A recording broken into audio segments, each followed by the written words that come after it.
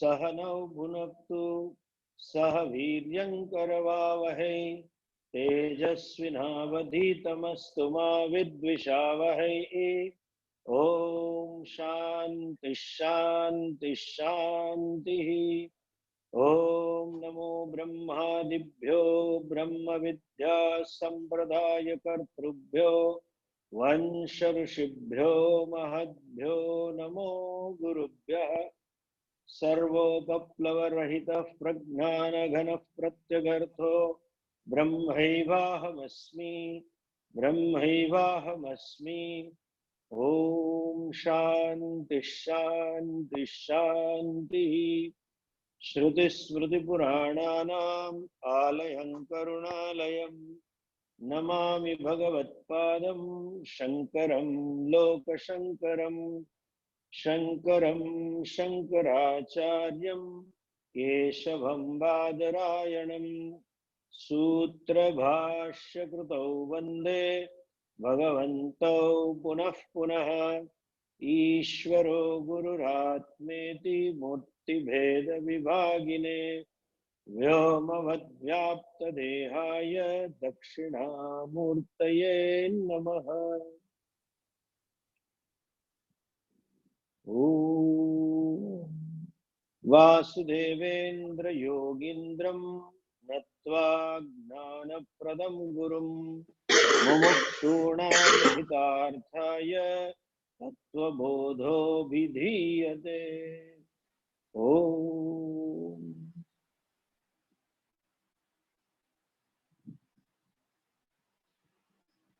Last time we were talking about subtle body, Sukshma Sharira. The definition should be such that it clearly defines, clearly describes, characterizes a given object, at the same time excludes all other objects of different class as well as of the same species, same class. So it should be so clear that you know what it is, and at the same time you know what it is not, or what not it is, either way. So gross body, Sthula Sharira, we saw that, where now this is subtle body, Sukshma Sharira.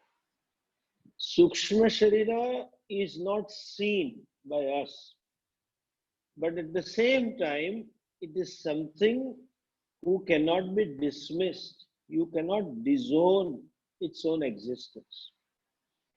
It is not necessary that all that you objectify alone exist.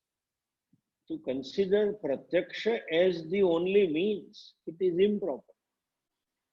Anumana, inference, is also equally valid means of knowledge, provided inference has that inconcomitable relationship, avina bhava sambandha.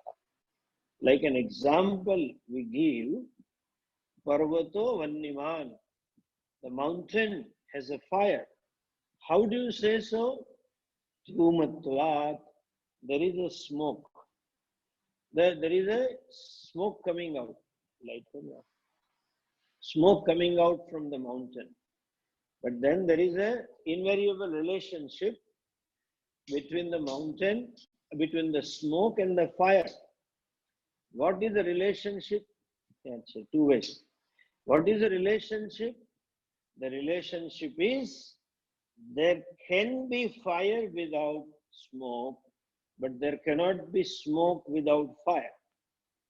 If there is a smoke, even if I don't perceive the fire, even if I don't smell the fire, if I don't feel the heat even, not see, etc., still I can safely infer that there is a fire. It is a direct knowledge. That inference gives a direct knowledge. And at the same time, as I said, there are quite a few number of things which I and you don't see. But the fact that you don't see doesn't mean it is not there. The presence is very well inferred. Like electromagnetic waves, or for for the mobile or for the TV channels, etc. That is there. Charvakas say only Pratyaksha is a pramana. Dehe pushte aham pushte. They don't accept any other means. Whereas we accept sixfold means, and then Sukshma Sharira, like that. When there is a smoke, there has to be fire. There cannot be fire, there cannot be smoke without a fire. Similarly, this body, which is gross body made up of 5 basic elements, Panch Mahabhutas, they are inert by nature. In spite of the Upadana Karanam, the material out of which it is made being inert, this enjoys some sentience. And at a given time T2, at a time T1 it is born, at a given time T2 when we call the person is dead, the body remains. It loses the sentience. That means there is some factor, there is something other than this body which you don't perceive is responsible for giving sentiency to this insentient body. And that factor is Sukshma Sharira. In spite of consciousness being all pervasive, its manifestation in terms of sentiency is caused by Sukshma Sharira. We don't see the electricity. In fact, today's physics accepts that anything, any material, formerly they came to atoms and protons and neutrons. Now they say it is energy. So the electric bulb is a matter, a glass is an energy. But tungsten wire is also particles. But it has a manifest capacity to glow, to shine because of the electricity. Tungsten fire is a middle factor by which the bulb which is inert, the bulb which is simply a piece of glass becomes a piece of glowing, piece of emanating light. And that is because of the same thing. So also, light bulb and the tungsten wire, both are matter. Ultimately, matter is energy, but the gross form of the matter becomes the bulb, and the subtle form of the matter is the tungsten wire, you can say, which has a capacity to manifest the electricity. Again, it can be called as energy in the form of light. So, within the gross body, there is a Sukshma Shariram. And in this, any sentient being is nothing but combination of these two things, Sthula Sharira and Sukshma Sharira. That is not any sentient being. Absence of Sukshma Sharira keeps the inert object as inert. The object is inert, body is inert, but it remains inert in absence of Sukshma Sharira. If you insert a Sukshma Sharira in a gross object, it will manifest sentience. Whether we accept the principle of evolution or whether you accept the law of karma, whatever you say, but one fact is there is a different degrees of sentience.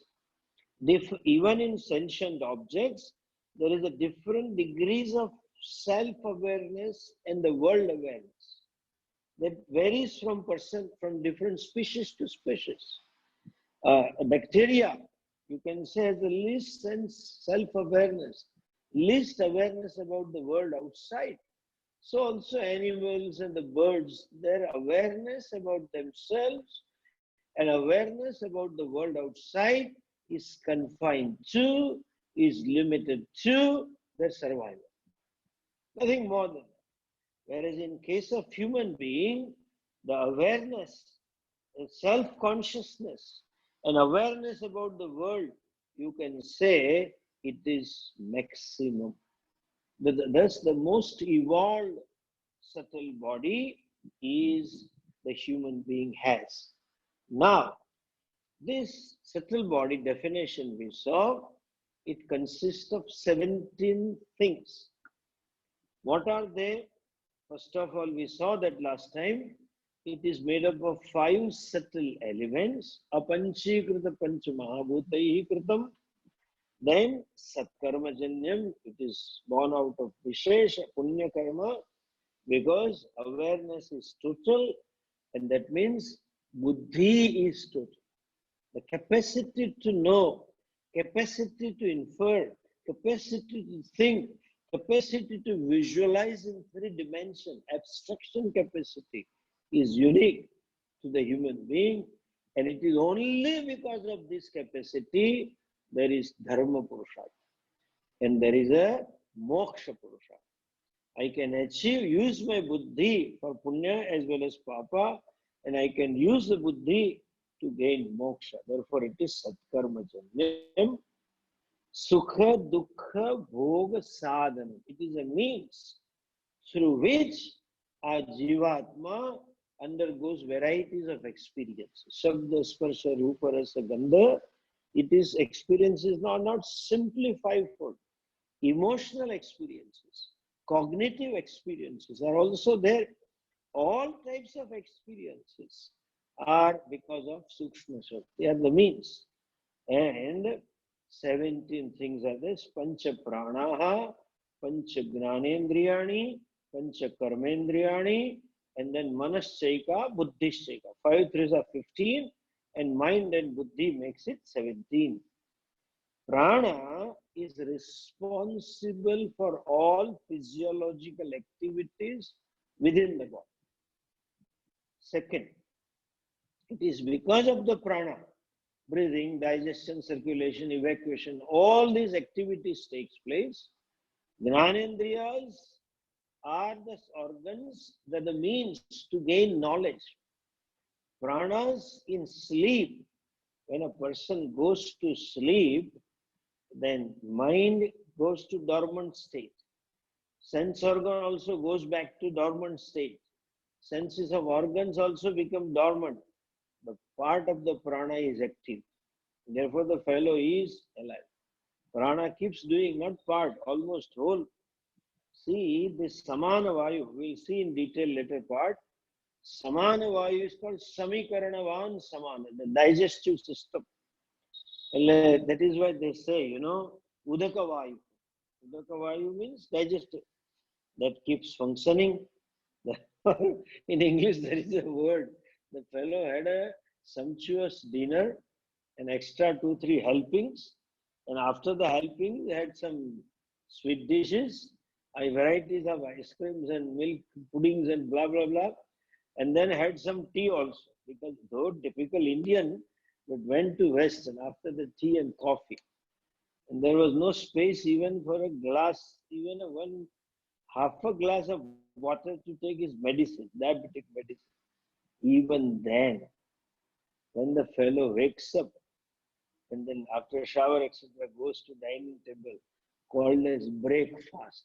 I don't know which fast the fellow did, but in English it is called breakfast, because Samana Vayu is acting.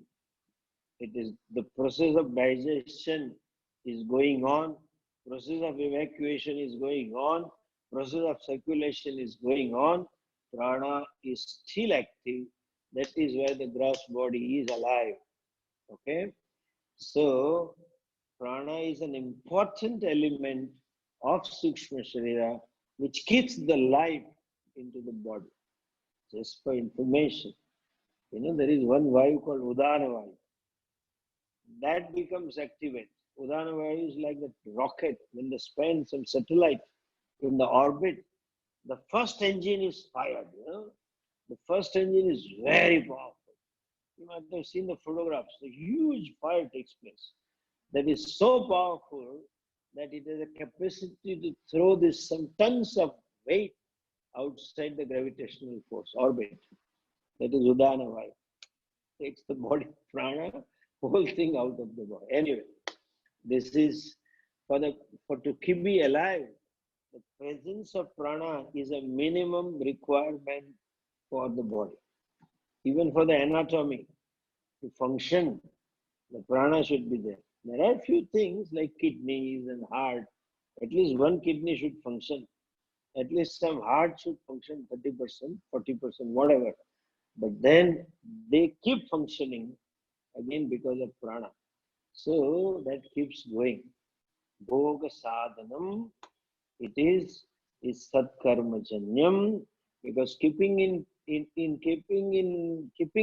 sthula sharira, just as sthula sharira sukshma is a satkarmajanyam, prana sukshma sharira also satkarmajanyam. Now Acharya goes on to enumerate what are the five senses of perception, what are the five senses of action, what are the pancha pranas, and what is manaha, what is buddhi, and what are their functions. And there is one important thing about devatas. Let us see, just look at the book, and I'll just read the next section. The Acharya says, Shrotram, Tvak, Chakshu, Rasana, Granam, Iti, Pancha, Gnanendriyani. Shrotram, Sanskrit definition, and the words are so nice. Shruyate anena iti shrotra. That by which you hear is shrotram, means the sense of hearing. Understand the difference. This is also called shrotram in a way, like the word papam. The word papam in neutral gender is sin, and the papa in masculine gender is person who is a sinner. Similarly, shrotram means this particular organ, or shrotra means sense of hearing. Okay, this, though we call in English, both are called ear. Though we call this ear, but here shrotram means ears, they say, but actual translation should be sense of hearing. That a sense organ by which hearing takes place, by which you hear the sound, you hear the words, and you hear the sentences or music, whatever. So hearing, tvak. Tvak means not simply dermis. Tvak means the skin.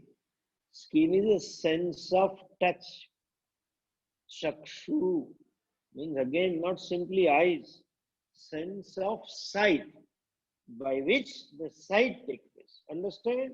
The whole Sukshma Sharira is a means, Sukha Dukkha Bhoga Sadhana.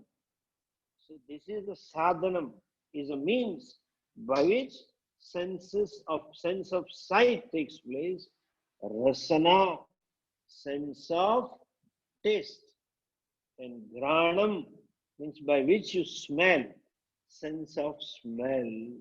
Okay, these gross ears, or what you see, perceptible ears, what we call the eyes, the nose, etc., they are called the location where the particular indriya resides. That is the head office of that indriya by which it takes its function. Each sense organ has the locale. Locale means a place by which it works in the gross body. And because of this only, you are able to identify with that organ as the particular sense organ or part of it. Now, two things you should know. There is one sense organ which is as though all pervasive, and that is sense of touch. You cannot have a locale for sense of touch. From here onwards, from the head onwards, even the hair is also a sense of touch, provided they are small, okay, not big hairs. Whenever I walk in the ashram, if something falls, a dry leaf or particle, I immediately feel that something is there. It's touch. Right from there to the feet, under the feet, all over the body, there is a sense of touch. And it is only because of that, whole body is sensual. And it is only because of that you identify, I as this much. Anything beyond my dermis is not I. The limits, the purview of my existence is to extend where the senses are. Even the eyes are also sense of touch. So if some pebble, something particle goes, you feel it. Your eyesight is not disturbed. It doesn't touch the eyeball. The white part, it doesn't get into cornea. But the white part also you feel something uneasy. Ear is also a sense of touch. And though we call this tongue rasana as a sense of taste, but primarily it is a sense of touch. Therefore, you know coffee is hot or not. It is sweet or non-sweet. It is with milk or without milk. Without opening the eyes, you can say. You touched it first. You touch it first. And however good the taste may be, certain things you want hot, certain things you want cold. The same coffee. If it is, some people want very hot coffee. And if it is little not hot, they say, "Ye kya coffee?" It is a typical Indian problem. You know, Indians are used to take hot things, beginning from Andhra chilli onwards. An Indian lady will always take a cold one. She'll make the tea and put and do something and then make a sip and all that. And the man wants a hot straight. I've seen some people who want chapati straight from the gas to the plate. Dal also from that, hot. And this Indian fellow travels abroad in the airlines. And then moreover, Guju. That's another problem. Gujaratis have a good milk wala tea. A lot of milk. It is almost dudpak, payasam with some water inside. And then in the airlines, they give you a glass of water, hot water, and then something to be dip. You don't get a taste, kick of the tea, you know. And then they give you milk. And that milk is always cold. When you pour the milk, the tea is no more that hot. And without the pouring milk, Gujarati cannot take a tea without milk. The fellow is at disadvantage. The tongue is sense of touch, then taste. And as I said, it's good that the sense of touch is all pervasive. You know, these diabetic fellows, because of some problem in the food, they lose the sense. So even if they are hurt, they don't know, and the gangrene happens. It doesn't pain them. Finally, they have to amputate that part and sometimes the legs also. Anyway, coming back to this, it is because of that sense of touch, you are able to hold on all the organs together. Otherwise, you may get hurt, or even if something is cut, you don't know when you lose it. And you may lose it also, you may get hurt also, but sense of touch. So tongue is sense of taste and sense of touch as a Gnanendriya. Further we will see as a Karmendriya is a sense of talking also. It is 3 in 1. Tongue is 3 in 1. Therefore, we have to use it carefully. Therefore, shutter is given. Nowhere shutters are given. So sometimes some people need to learn how to use the shutter also. Now, next section is about different devatas. Please understand what are the devatas. We need to understand in a proper context. This world or this creation is not static creation like creation of a sofa or a table or a chair. It is kinetic creation. It's very dynamic. The very process of creation is inbuilt in the creation. It keeps on creating and the destruction keeps on taking place. The process of creation and destruction itself becomes sustenance. There are so many forces, so many laws which function in the creation to keep it going, as though the creative power is vested in everything. Even though we call Bhagavan Vishnu or Brahma as Srishtikarta, Sthitikarta, etc., etc., but every male and female in given species has this creative power vested in itself. Every tree or every plant or every creeper, any sentient being, any sentient living organism is blessed with a creative power. Now, this creation is sustained and the creation goes on due to varieties of diverse forces. However diverse they may be, they work in a symphony, in a harmony. Therefore, there is a beautiful melody. This, you see the music concert, big like our Indian artist singing this Vande Mataram or some song. They have some 400, 500 artists on the stage playing different organs. One has a harmonium and one has a mouth organ, another a tabla, another a drum, another a varieties of organs. They make diverse noise. They create diverse sound.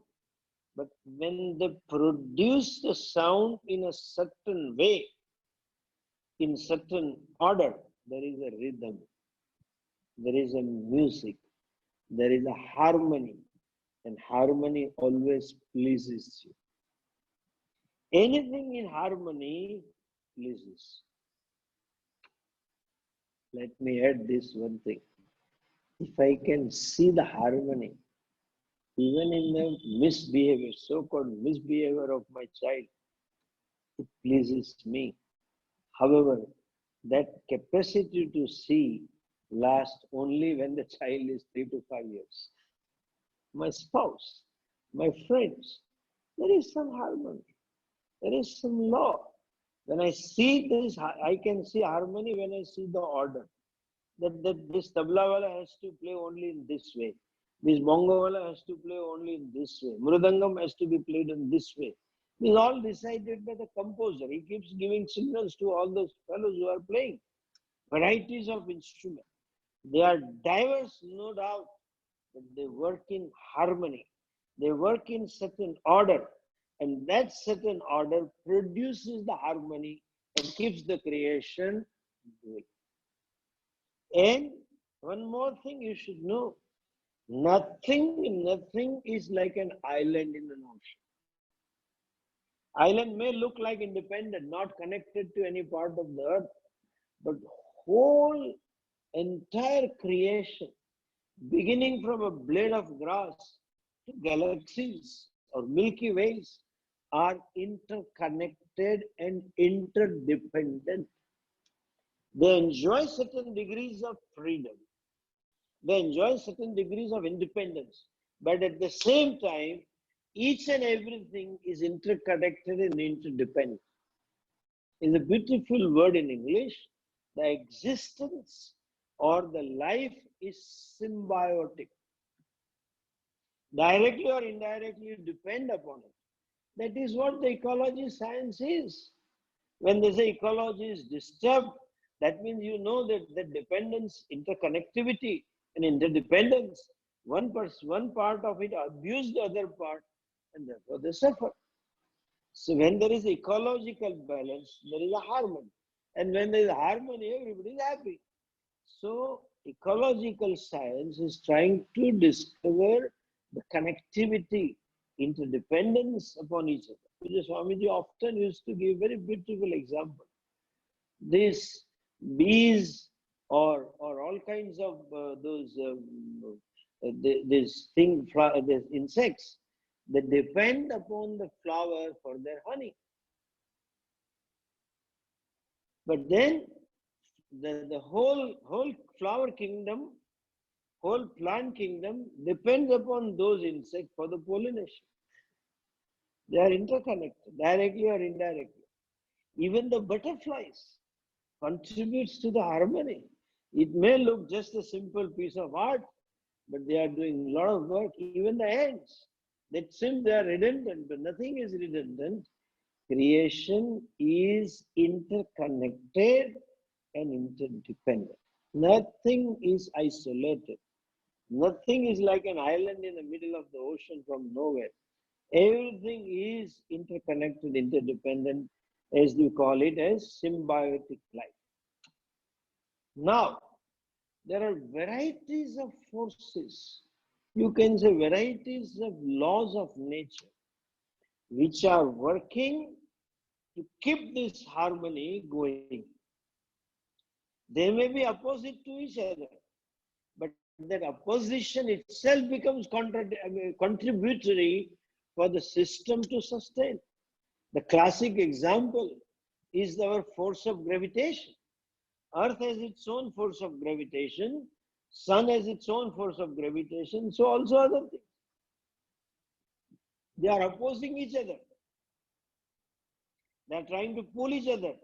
But that itself, opposite pull itself, contributes to sustenance. It is so balanced, it is so kept in equilibrium that life is possible on this planet called Earth, partly because of the gravitational forces which maintain certain fixed distance with the sun, and therefore there is human atmosphere which helps human being to survive. So, though even if they are opposite to each other, but then there is some harmony, there is some order, and there is some system, and that system keeps the creation going. Now, Shastra talks one more thing. This is where, that even a scientist or an atheist can accept, or person belonging to any other religion can accept. What is the specific or Vishishta Darshanam vision of Hindu Dharma is this. Shastra is clearly talking about this one thing. Other day, a few years ago, about 8-10 years ago, I was asked to talk in American Jewish community on Hindu. I said this. I said, what is the vision of Hinduism? Whatever is manifestation of Vishnu. That's all we are. Isha Vasyam Idam Sat. Nothing is separate from it. That everything of this, we will see this in detail. In this text itself will come, and some of you have been listening to Vedanta, Abhinna Nimitta Upadana Karanatvad, Ishavas, or Sarvam Khaludam Brahma, etc. Or our poet will say, Narsi Mehta will say, Siyaram Akhila Brahmandama Ekatu Shri. You are the one Hari in entire cosmos. Or Siyaram Amay Jagajani. You go to any Bhakti Sangeet literature, Bhakti literature of any state across the India, you will find this vision permeating in all the poetry. So, nothing that whatever is, that is nothing separate from Ishvara. I use the word divinity. The whole creation is for them, it's a secular word. The whole creation is manifestation of divinity, and therefore we Hindus approach the world with the attitude of divinity, attitude of gratitude, attitude of Pujya. Jagat is not Bhogya, Jagat becomes Puj. To appreciate Ishvara, we need to have some separate discussion. But at least we can understand this. We can appreciate this, that there is an order, there is a system, there is a symphony, there is a harmony. There are varieties of forces are playing, and it is so beautiful. That means all this order are intelligent. Shankaracharya ji writes in one of the Upanishad, Bhashya, even the greatest artist cannot imagine, forget about creating, that he creates every day for us. Look at the sunset and sunrise. the false ceiling that he has created. It is so beautiful and it is so intelligently done, and varieties of forces working together. So you have to appreciate that there is an intelligent order. When I say creation is manifestation of Ishvara, that intelligent order is also his manifestation. We will see little later this part. He is a Gnana Swarupa, Gnanam Brahma. So there is a knowledge involved in the entire creation, and that is intelligence involved in the entire creation. So Gnana Swarupa Ishvara alone manifests as the whole creation. Every function involves intelligence. That is true at the totality, what we call samasti level, varieties of forces. That is equally true for individuality. Look at this body. Just some 5 feet, 6 inches, 8 inches, or 4 inches, or 2 inches, and weighing some 50, 70, maybe 150 kg maximum. Not very triple XL. So what? Everything is so intelligently put together. After centuries and centuries of research, they are not able to have mastery over the body. They don't know how it functions. You know, one secret of medical science, when you go to them, they identify the bacteria by which the disease takes place. Therefore, they say it is malaria. That means malarial parasites have gone into body. When there's a typhoid, then typhoid parasites have gone into body. There are so many things they don't know. Therefore, they have coined a nice word, virus. Virus means we don't know. He doesn't want to say I don't know. Virus. And they have one medicine discovered, antibiotic. Give them antibiotic. So intelligent. Look at the varieties of glands, pituitary glands, and this gland and that gland, pancreatic gland, and it keeps on releasing insulin. And this, you don't know that there is a pancreatic gland unless and until you develop diabetes. When you develop diabetes, you want to try to understand how it releases, when it releases. So much interconnection. And that is why they give you a medicine for one organ, and side effect they write very lightly, very small letters. It may cause blood pressure, it may cause some kidney problem. But this is the best medicine for heart. But you don't read the whole thing. That's why they are getting away with it. Because it is symbiotic. Kidneys, heart, lungs, brain, stomach, everything is interconnected, interdependent. And it is so intelligent. Though they function diversely, but they work together and create an harmony. So every organ, every cell, there is a specific function.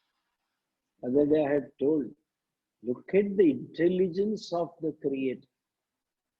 You know what is the AIDS?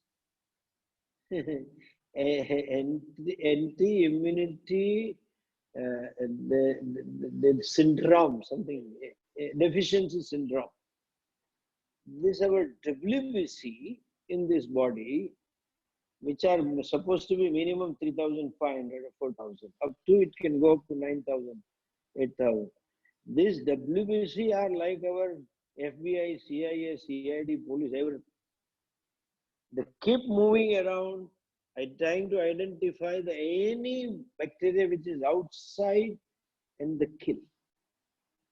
After so many millennia of research, we could identify a few bacteria, malarial parasites and typhoid parasites and flu parasites.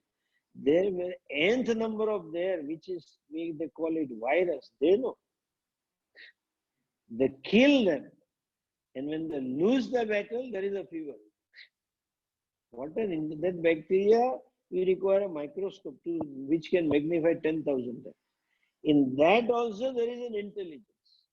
And then there is an order that it knows, it keeps moving and watching like those commandos behind the Prime Minister, black goggles watching. Who is there? You think they are just standing, but they are looking at everybody's movement. So this is intelligently put together. Every cell, every organ, every part of the body. And when there is a law, there is an order, niyama. There is a niyama. And that niyama is Ishvara. Therefore, some we have name Niyanta, Niyati. Some women have names here. Niyati means that Ishvara is there.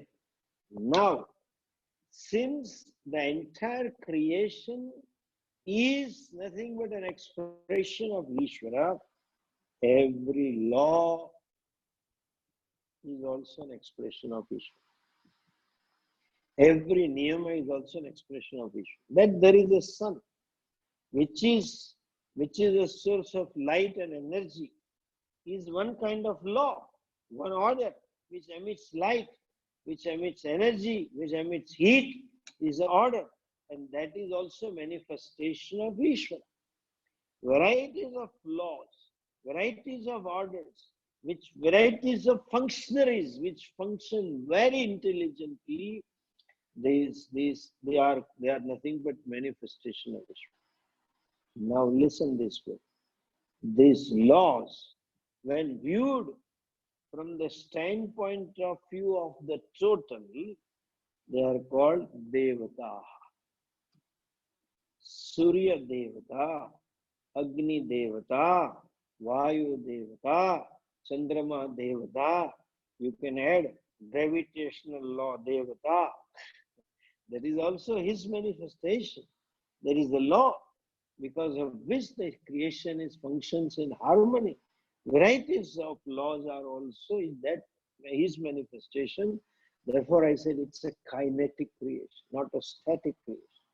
It's very dynamic. And the dynamic creation goes on and on. Creative process goes on and on. Destructive process goes on and on. Just because of varieties of these laws, as laws an individual entity, they are called as Devata. Okay? Everything is Ishvara. Ishvara viewed from the standpoint of a given phenomenon. Ishvara viewed from the standpoint of given order. Ishvara viewed from a given standpoint of one vyavastha, one system, one force. The same Ishvara is referred to as specific Devata.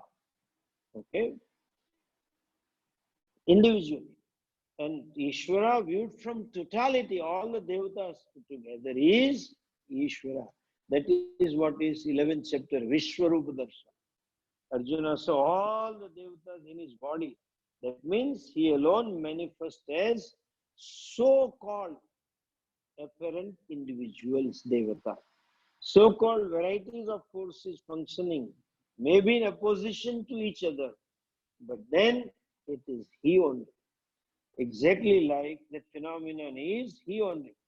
So, and the total samashti level he, and now teacher talks of these devatas when he functions at the level of indriyas, sense organs, organs of perception, sense organs of action, and pranas and buddhi, etc. That is the same law, the same order. Whom we call buddhi is this particular devata in Shastra. This indriya, functionally we call it sense of touch and sense of smell and sense of hearing and sense of seeing, etc. But the same thing as a phenomenon from the totality standpoint of view is called as deity, devata. In English, they use presiding deity. Actually, for everybody, presiding deity is Ishvara only. He is the presiding deity for all. But as an individual, you can say this devata as well as that devata. Okay?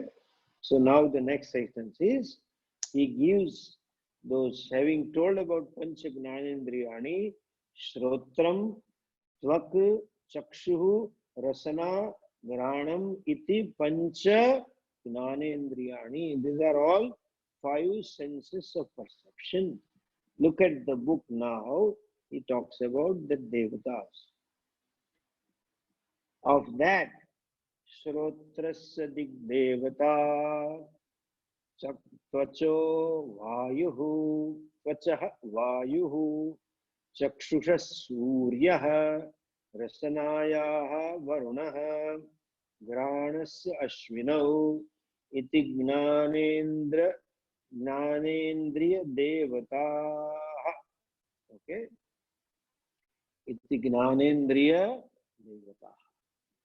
That let us take this example, first understand this. Lord in the form of Dik Devata is the ears.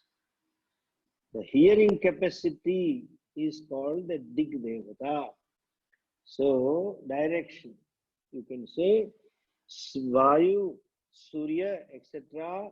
are called Dik Devata, Chakshu Devata, Vayu Devata, Surya Devata, etc. because they preside over ears, skin, eyes, etc. What are they?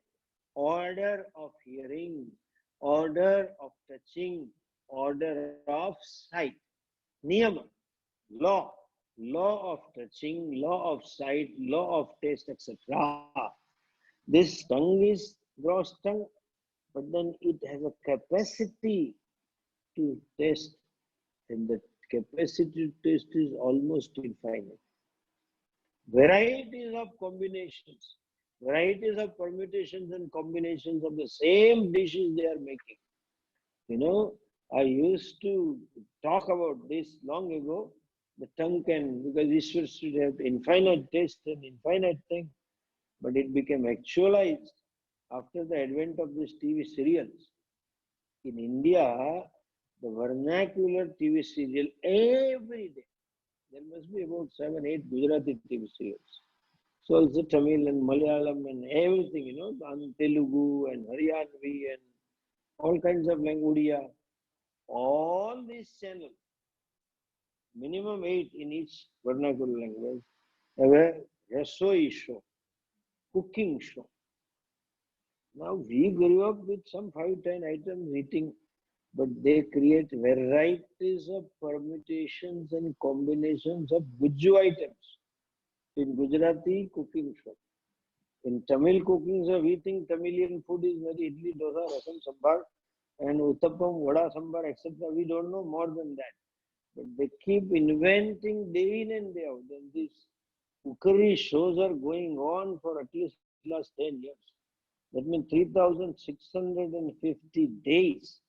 Every show they have 2, 3 items and all channels showing. Imagine what a capacity. Devata. Anyway, so the law of taste, law of hearing, order of seeing is Devata. These are Shrotrasya Dig Devata. For the ears, Dig Devata. They are the presiding deities of hearing. So Tvachaha Vayu. Vayu is not air. Vayu is Devata we are talking about.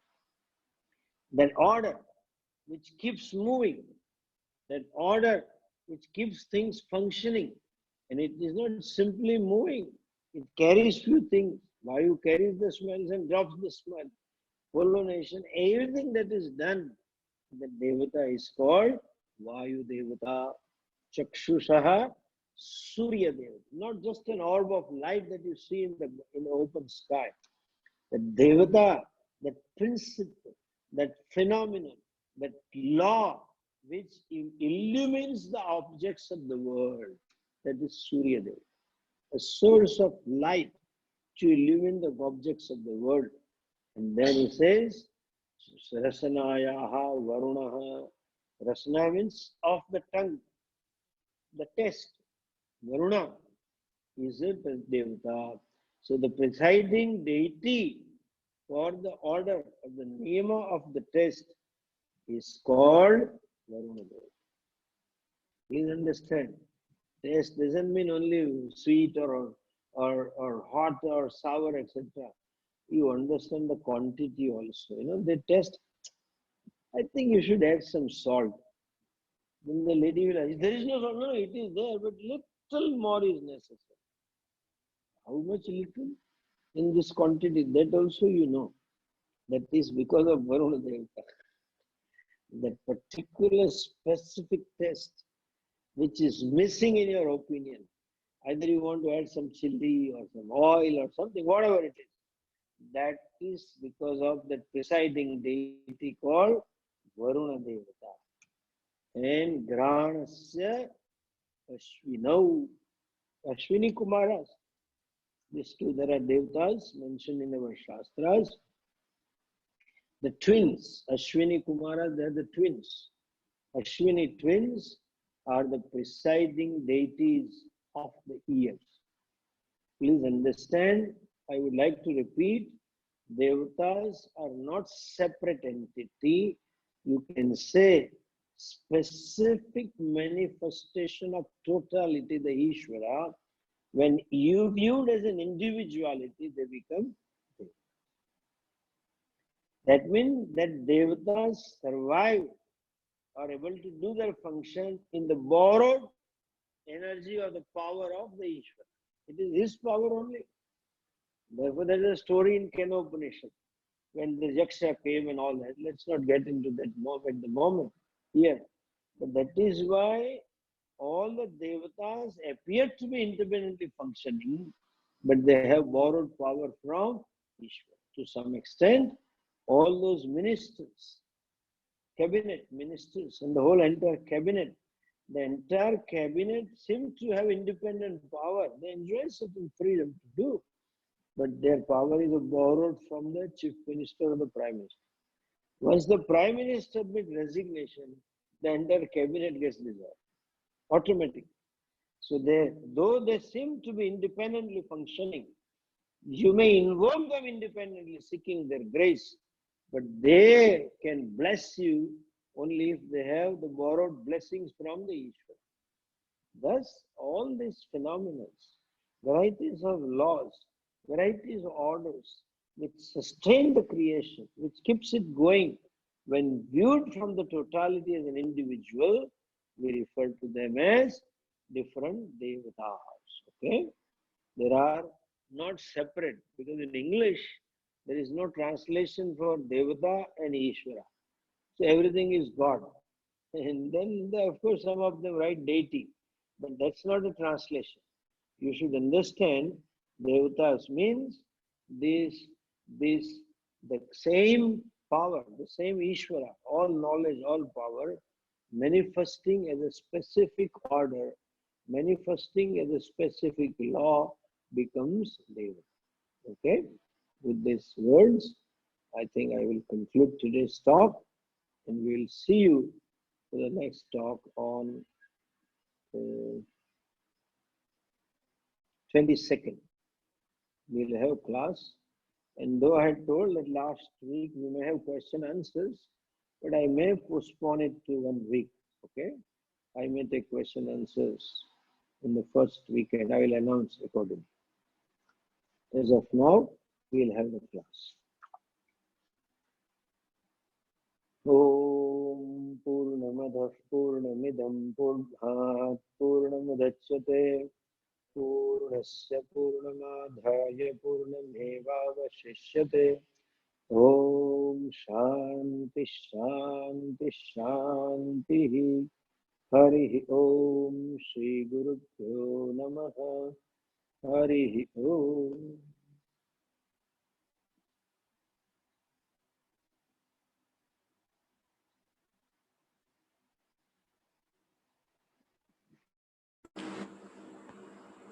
Namaste to all of you. Namaste. Hari Om Swamiji. Hari Om. Hari Om Swamiji. Hari Om Swamiji.